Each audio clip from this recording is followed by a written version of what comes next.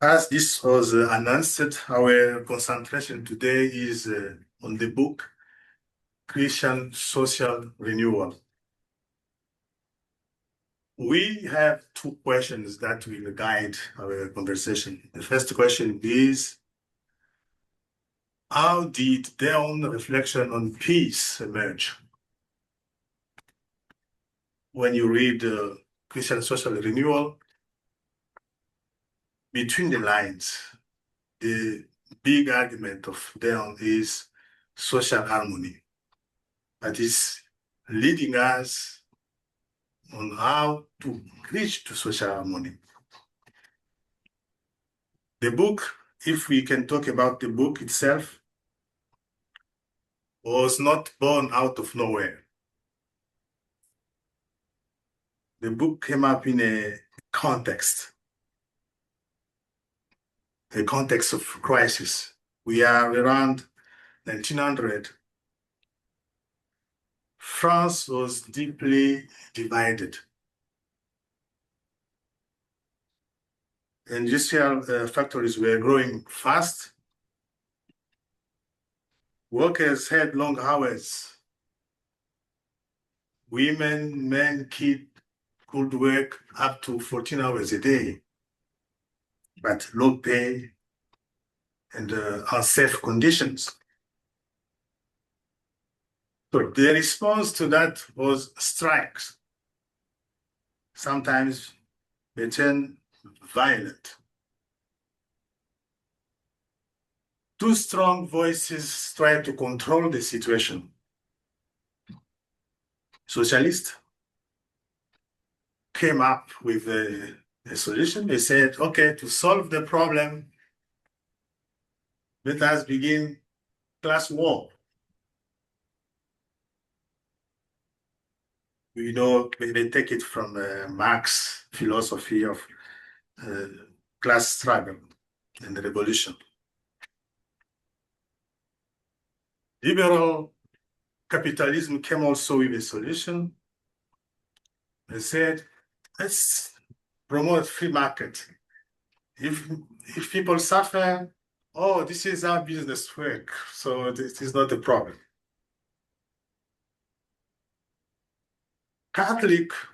Catholics those days were stuck. They didn't know what to do.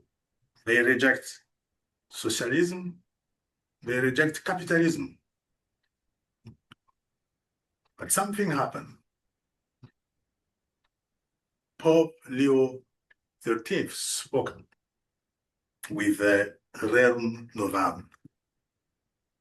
This is the first time the church is dealing with social question, particularly talking about workers' rights and providing some answers to solving the problem. The Pope said three major things according to my assessment. The first one is workers have rights, fair wage, they have to create unions, and they have dignity that we can respect. We have to respect. The state must intervene when the weak is hurt. And class war is destroying our society. So those are the three things that I found interesting linking to the book, Christian Social Renewal. So after Rerum Novarum, many Catholics start thinking on how to implement the teaching of the church in society. And Dehon was one of those people who start thinking. He believed that the church has a big responsibility leading people to solving problems. So there is a connection, strong connection between Christian Social Renewal and Rerum Novarum. If we can simplify it, we would say Rerum Novarum gives principles. And then in his book, he's trying to answer the question, what do we do next? So he's transforming the principles into a social program. His main target in the book is what laws should be changed. What is the outlook of Christians organization or unions? How can democracy and industry shape Christian life in society? In other words, Dehon is turning papal teaching into concrete social program, as I said. When you look at the title of the book, the title itself is a statement. Remember, I said there were two voices, socialist and the capitalist provide the answer to the crisis in the society. And Dehon, with his book, is offering to the society, following on the footsteps of Pope Leo, what we can call the third way, a Christian way. So he doesn't want a revolution that encourages violence, that we have from the proposal of socialists. He doesn't want capitalism that abuses people, but he offered a reflection, a way that, according to his argument, will lead us to social harmony. So when you reflect on the title of the book, it is a statement. He is offering his view or his way we can reach to the solution in the society. So this is briefly the context. And we will be concentrating on conference 5. Rerum Novarum is made of 9 conferences or lectures, and all of them are dealing with how can Rerum Novarum be implemented. Yeah. So before we move to Dehon's argument in the 5th conference, I open the floor if you have input or a comment about the context.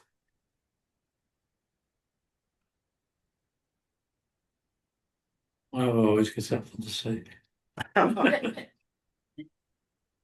To be honest with you, I read it this morning. And I read about 3/4 of it. And my takeaway, I didn't read between the lines as thoughtfully as you have implied.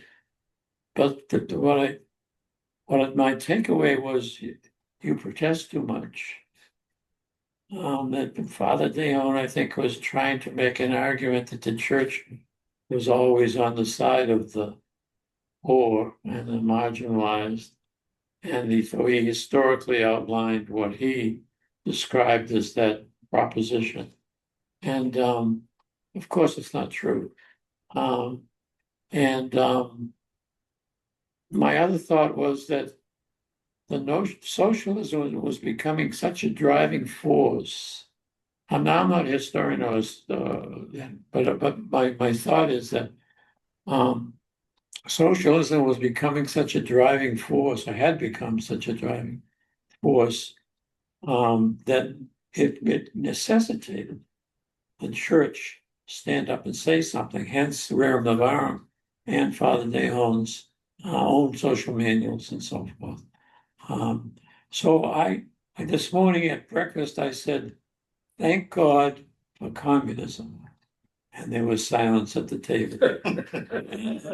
And the reason I said that is because, and it's what I feel about secularism too, is that the people who are living day to day and struggling are finding that the church and or the church's presentation of God is not good enough for them. They're not like radicals that are trying to be revolutionary and stuff, but they're saying something is wrong and we have to find another way. And the church and the church's presentation of who Jesus is not satisfying our needs.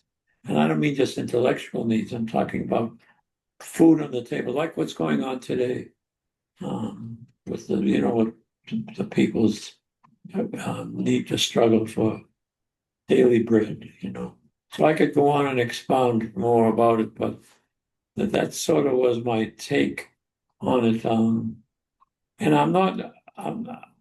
I don't think I'm being critical of the Dehon and Leo the 13th's response to the situation of the day. So I think that's what we all do. I mean, when I'm going to prepare a homily, what's going on in the world? What's going on in people's lives? Anyways. If I can make a comment about your comment, this is why where the book is very interesting. You raise up the issue that the God that is introduced to people is not the God we want. Yeah. And some people want to go back to that God who was close to people, who was far away from people, running away from socialism and capitalism. What is Dehon bringing here is to tell people to move forward. Yes. And to see a God who is there, suffering with them. Yeah. Providing solutions to their problems. So what I like the most is bringing people forward, taking people to move forward, not to go to the past. And, yeah. Thank you. You're welcome. Any other comment about the context, the book, the title? I just wanted to pick you right on what Bob said about the role of the church. And I think in this chapter, Dehon critiques the left and the right, and the errors of both. For example, with those on the left, he critiques about, let's say, socialism and anarchy is not the answer. It has to do to the lens of the well-being of the soul, not just material well-being, but it's just the spiritual well-being of it as well. And he also critiques those on the right, blind conservatism. It's like those clinging to wealth and not and seeing workers as tools instead of human beings. And so I think in his writing, he proposes the church as a third way, as a mediator. And I think that's the role that the church is doing right now, given the argument or the argument between Pope Leo and President Trump. And so we see many people say that, the church should stay out of politics. But again, that's the role of the church, is to be the moral conscience of the people, of the nation, of the leaders.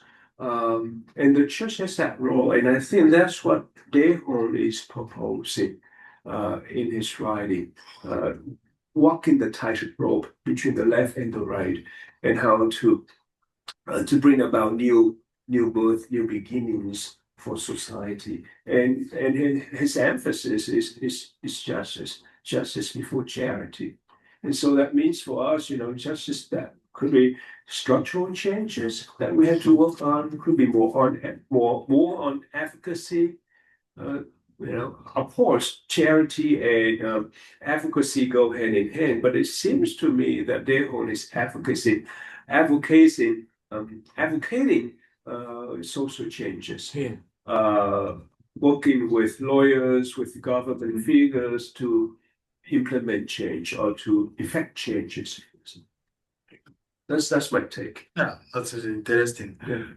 I think you are right in his argument about how, let's say this, Dehon does not define peace. For example, in the conference we are reading, he doesn't define peace. What he does is to show us where peace comes from. This is the first step. And then he moves us to show what are the pillars of peace. What sustains peace? And he reminds that peace is something we have to build all the time. And I like the way he put it in the argument in the text. This whole overview of the church role over the years, the overview of the church social role over the years, the purpose is to tell us that, can you see how over the years the church has tried to build up and maintain social harmony in protecting those who are weak, in stopping violence, in mediating. I like the word they use, mediation. Why do we need mediation for peace? Because we have conscience that peace is something that can fall apart at any time. So we need always somebody, this voice that can remind us that we need to live together. So this being said, we move now to their own vision of peace. Those who have this handout I shared here, unfortunately, I cannot share this with you, but you will follow the argument. The question, the guiding question is, what does Dehon mean by peace? And what is his argument? I have to repeat. Christian Social Renewal was not a treatise about peace. But when you read the book, and very special way this conference, you will see that the big conclusion of Dehon is peace, social peace. Let's go to the vision argument here, and I will try to explain my articulation of his vision of peace. When you look at the visual argument, you see Jesus in the middle, and I have pulled out some quotes in the text that will sustain the point I would like to make here. The first thing we discover is in the middle is Jesus. So Dehon makes Jesus the source of peace. He's not defining. He's trying to lead us, first of all, who is the source of peace. And you notice here his motto, the reign of the heart of Jesus in souls and its society, in reaction to the French Revolution that chased away Jesus or God from public and the private life. So for him, this is the central point. Jesus has to come back, not only in private life, but in society. Why? He teaches us virtues. And one of them is charity, another is justice. Why do we need both, not only one? If we do charity, this is our way of solving the problem for one day. So you give me bread today, I eat, I am satisfied. But it doesn't change my situation. For Dehon, we need justice, because justice will lead us to attack the system that produces poor people, or unjust laws that maintain people in poverty. So for him, if we want to have strong peace in the society, we need both charity and justice that we learn from Jesus, from the heart of Jesus. So Jesus is the source of peace. Dehon is making here what you can describe as a theological argument about peace.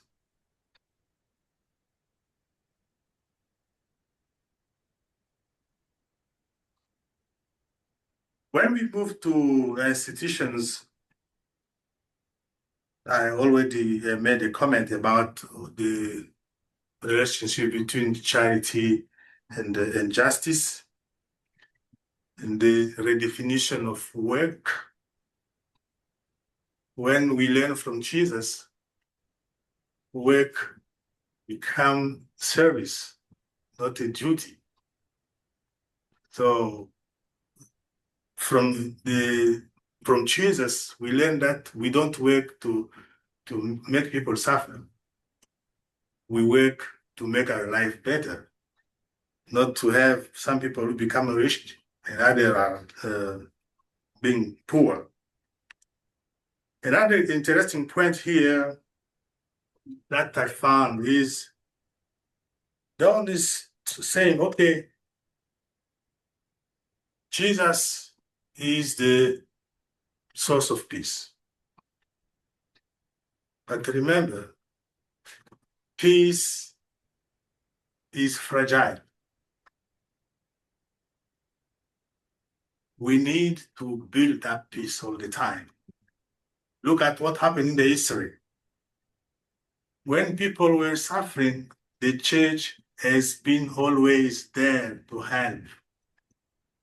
I like the word used by Father Vienne, the mediation.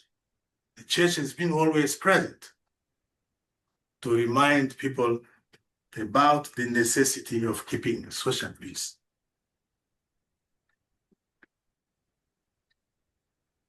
And also the necessity to use sound doctrine that respect the dignity of human being when dealing with work or workers.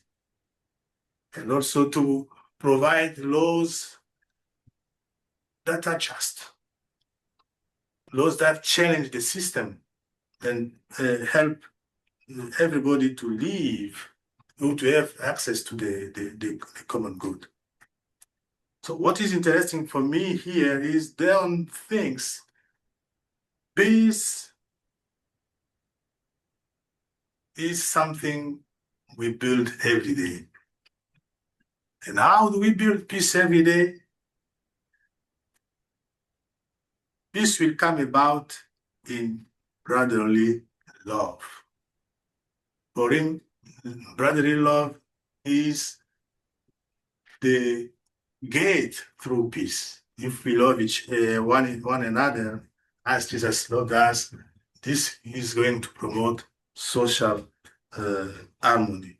So I will share this summary with you in the email so that you can follow the way I try to summarize Dehon's vision of peace. And from there, you can disagree or agree with me. This is how we build up our knowledge about Dehon's vision of peace. So this is briefly what I try to pick up. And I leave it now open for questions, comment, and we will see what will happen.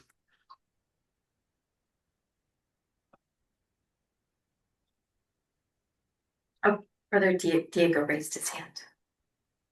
Yes, Diego, go ahead. Yes, thank you. Thank you for this presentation.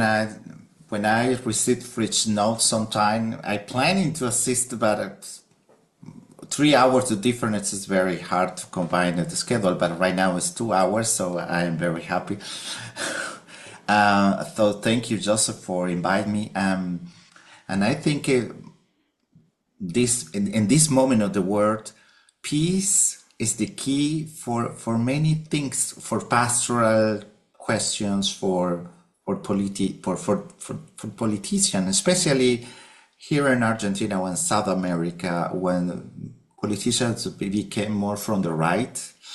And also people start to become more anxious with anxiety or just worry about the money, about the future, about how have food, and start to fighting with each other. And immigrants became, or migrants or humans became weird people, or like you not belong here. And it's not just only in the north of the continent. I think it's around the world. And I think Jesus give us this peace, and the same for in the way of the gospel. Many times when I have made my personal prayer, I say, okay, not pray just for people I like. Also, I need to pray for the president. I need to pray for this man when I fight before come. And this morning I was in my therapy session with one young man from Boston, and he started the very session like, I don't need nothing. I just come here because blah blah blah, and and today he cried, and just I bring my presence and I say, it's okay. You are vulnerable. It's okay. And I think this is one of the key. Peace belong to vulnerability. And I think it's not because you are strong and you are the guns. Peace is when you are vulnerable. And when you know how the guns, when you know how defense. I am here for you. And this is where your reflection gave me a person for me. Thank you. Yeah, peace and vulnerability. You are right. That's why Dehon is insisting on the fact that the church has to be there, because the church will mediate, will restrain violence with sound teaching, and defend the weak. That's why he strongly believes the church has a role to play in the building of peace in the society. Why? Because she takes her wisdom from the heart of Jesus. Thank you for your comment.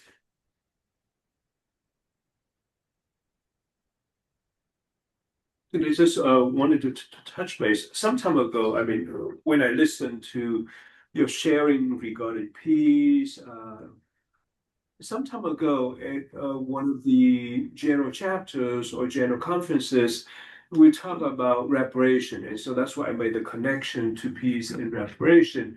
And the focus was on peace or reparation as regenerative. Something that is life-giving, that is always life-giving, something that is something new, and it's not stagnant. And so it points me to our Constitution number 23. And in Constitution 23, there are 4 points, I think 4 major points, a welcome of the Spirit, and, to allow the Holy Spirit to move us, to create new things, just like the early church, how they allowed the Holy Spirit to lead them to different places, uncomfortable places. And so I think reparation is about that, to allow Christ or the Holy Spirit to take us to uncomfortable places, and then a response to Christ's love, return love with love, a commitment to the service of the church. And again, our mission is not ours alone, but that's a mission of the church, right? And then a collaboration in his work of redemption. So this is an ongoing participation. It's our baptismal commitment, our baptismal conviction that each one of us is called to serve as members of the body of Christ. And when we talk about reparation, it's about healing of the soul body, about the structural structural sin and social division. And so for me, I see reparation in that lens through our Constitution number 23, and how that reparation hopefully help us to embrace it as a way of life, reparation as a way of life. Hopefully that will lead us to some place, to some uncomfortable places. Yeah, thank you for that comment. I like the connection between peace and the reparation, the whole healing process, the role of the church, healing the wounds, Yes. fixing the wrong system we have in society and leading us to maintain the social or create, to build up the social harmony. Thank you very Can much. I add on to Yes. that?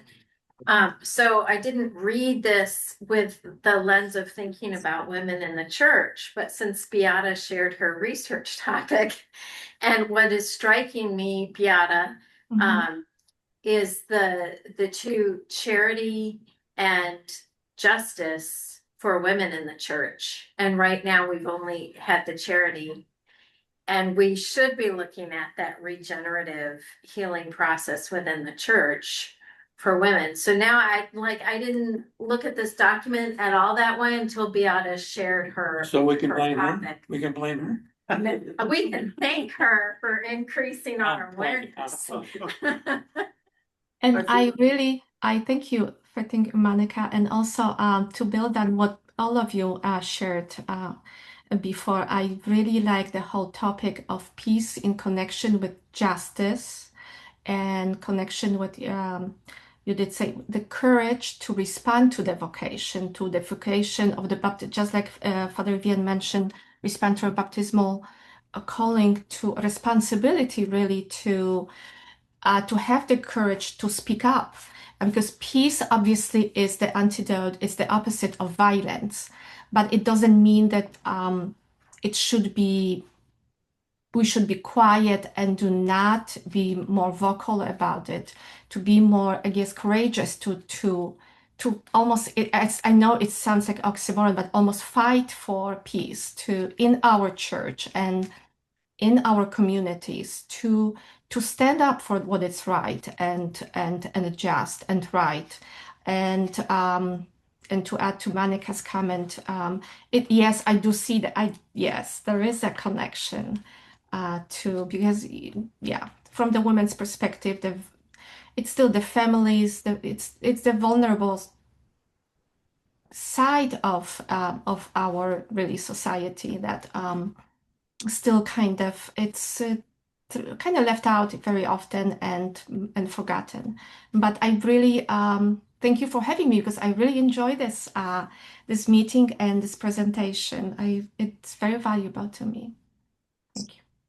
I think Father Ricardo has a point. He made a comment via our note. Ricardo.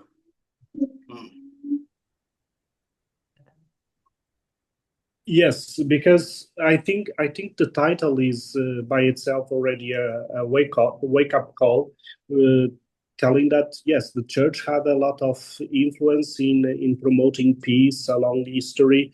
The fathers of the church, the church that was coming up, but also continues to have. And again, we are talking about it not have yet the First World War.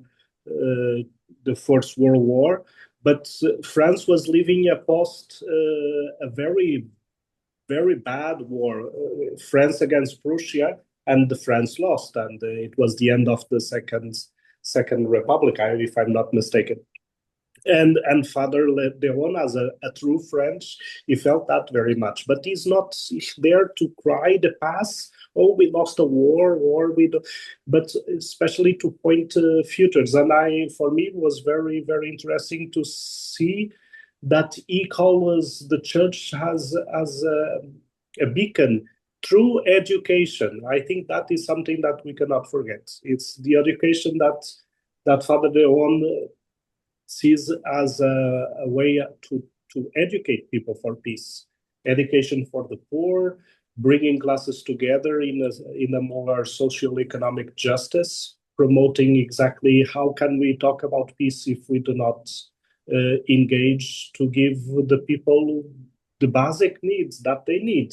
How can we talk about peace if there is no justice in those basic needs? So I think page 8 there is some quotations very interesting that probably even for today we could use it. Again, I think Father Dehon in his spiritual works is a little bit less progressive, but in his social works is still very, very, very to date. Yeah. Talking about the reception of this book, it was complicated when he published the book or when he was giving the conference. It was well received in the church media, but some people began to be suspicious about Dehon. They said, no, he is destroying the seminarians with his ideas of church being political. So it was a big challenge for even himself, being accepted at one side and being rejected at the other side. But at the end of the day, people understood that he is supporting real value. Right. Yeah. Yeah. I like, Ricardo, your connection between education and peace. This is very important. And Dehon is aware about that. He knows that we need to educate people. If we want to change the system, we need to educate people. This is where virtue, the concept of virtue is very important for him. We learn from Jesus how to be charitable, how to be just. We learn. So education is a tool, an important tool in the peace building process. Thank you. For me, even though the tension between the Pope and the President, for example, has been uncomfortable for so many people, for Catholics especially. But in many ways, I'm so glad that he's doing it, because it raises awareness of the role of the Church in forming conscience. And it engages in that conversation. For Father Dehon, I mean, individual piety is not enough. It has to lead to some kind of transformation. It has to, there's that kind of social engagement. And so when Pope Leo speaks up, I think it helps us to be aware that, wow, our Eucharistic devotion is not enough. Going to Mass is not enough, but there must be some kind of engagement with the world. And I think that's the mission. That's why we are being commissioned at the end of Mass, go forth and proclaim the word, or whichever, for example. And so there's a sense of commissioning, being commissioned. And so yeah, I'm very pleased. I'm happy that Pope Leo went after President Trump and his administration, even though it's controversial, even though it's uncomfortable for many. But I think we need to look into that.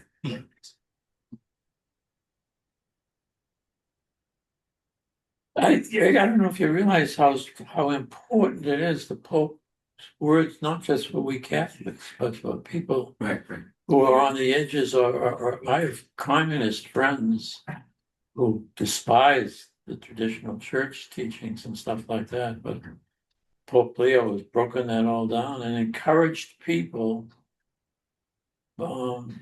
Just encourage them. I think encourage.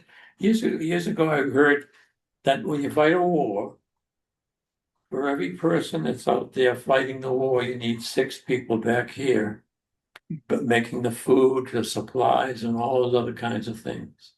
So I think of that with Pope Leo is back here, encouraging people. And I also thought about Pope St. Paul John II and his stand against communism, and that how that led to that change, you know. So Gives people heart. yes, And that See, is a come big in. role. Sorry. Goes a little bit. Tony, you want to say something? what do you? The Dehon Book Club. Oh, This month. Okay. Yeah, okay. Diego wrote a book. He was here in the United States for about 5 or 6 years. The guy from Argentina. He was on the immigration So, court too. Put a what book together we- about Jim, Hate to love just- of Christ, how it affects parents and This kids. is invited to say something. Tony, He's Tony, been do you have back for a couple something? years. What did he do? Tony, do you have something to say? A lot of social stuff and religious said, I think. Really. No, just because Father Tony is talking and then they say Brother Diego, I just say, He's talking to somebody right now. Yeah, he's talking to somebody. doing research on women in the church, and she, for some odd reason, got a hold of some Dehon stuff. Father Tony, should I mute you or did you want to say something? Sorry about that. Okay, Say something, Tony. He's muted. maybe that's their inspiration today. Okay, I think we have a lot to say. What I try to do with you, or what we try to do, is to think through the text with the lenses of how Dehon thinks peace. And we came up to the conclusion that for him, peace is the stable social order that arises when Christ reigns over personal and public life. Justice and charity structure society, and authority serves the common good.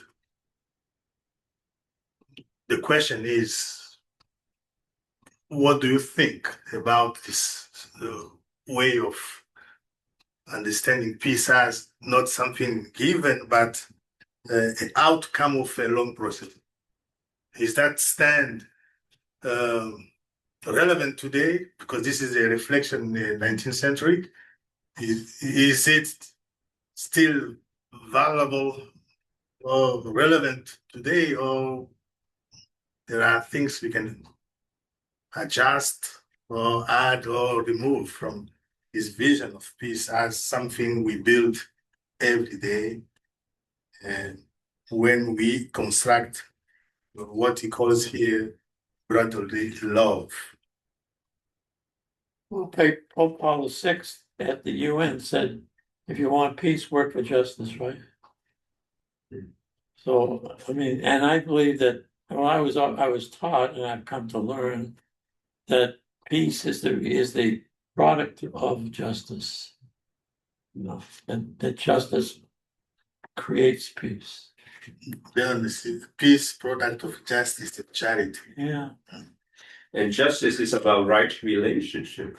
That's the foundation of everything. If you treat me right, I have no reason to Want to fight with me, right? Yes. You know, if you love me, I have no right. I mean, it would be not right for me to fight with you. Yes, exactly. So, You treat me like a human being, but sad. what if I get the complaint? Right. Thank you so much. We will conclude with one citation from the conference. Dehon is citing Leo 13. Monica, would you please read this? This last paragraph? Yeah. The heart of God is most inclined towards the unfortunate classes. It embraces the small and the oppressed with a more tender charity. That doctrine will mitigate the pride of the great and rehabilitate the courage of the humble. Peace will come about in brotherly love. Peace will come about in brotherly love. So this is the big conclusion of Dehon in this conference.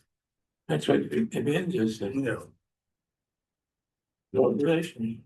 Mhm. Divine revelation. You didn't know you were so smart. Okay, thank you so much. I know we have a lot to say, but we keep it short. That's good. The purpose is to Stimulate. reflection about their own vision of peace. So I will see you in July, because June we have a movie. So I'm just disappointed that more people don't come to this. I know that's not anybody's fault, it's just the nature of things, but I just think that it's an hour and it seems like we touch upon some important subjects that promote reflection, you know. Doesn't mean that I'm right, you're wrong, or anything like that. But Would it help like to change the date or maybe an hour, the hour? Like move it to something like the morning, like 10 a.m. okay.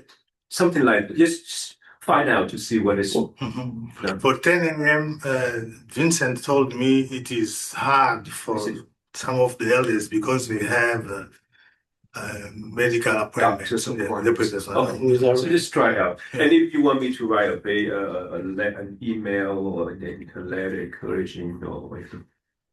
If you can do that, We'll do that. In my community, at 1 is always very tight. I just have to tell them I'm leaving lunch sooner because I'm going to this, and they we continue here, and they just continue doing after lunch time, just there in the table. So it depends. I think if you are looking for a good hour, we will never have a good hour. Right. Tony, do you want to say something, Tony? It's rare that Tony is participating and not saying anything. Yeah, I want to apologize. I have a friend just came in, a former SCJ, Tom Tucker, and we were talking. And that's that. I'm glad that Monica noticed it and got me up. Bob said what the thought that was coming back to my mind over and over again is Paul VI and what he said. You know, if you want peace, you need justice. And I think that's, in a nutshell, in his own day and age, it's something that Dehon preached and proclaimed and kind of urged us to live, work at peace with the justice that we do. So that was the idea. Bob, I don't know whether you can put posters all over the place. People are going to come when somehow it grabs them. If it doesn't grab them, forget about it. And so many of our guys, I'm not sure they study the founder, or they haven't found the founder being appropriate for today, and whatever it might be. But the fact that there are people coming. There's some people not here today that are usually there, so we have a few more that attend. Well, I also learned that whoever comes on the what Bob said at the end there. Anyway, Tony, thank you very much. Good seeing You're you, welcome, Diego, Joseph. Beta, Ricardo. Good seeing Bye. you. Diego. Yes. It's great seeing you guys. Bye-bye. Thank you for Bye-bye. joining. Okay, take Thank care. you. See you in July. Yeah, I See you. really appreciate your input on Women's Live. Thank you. Oh, God. Good.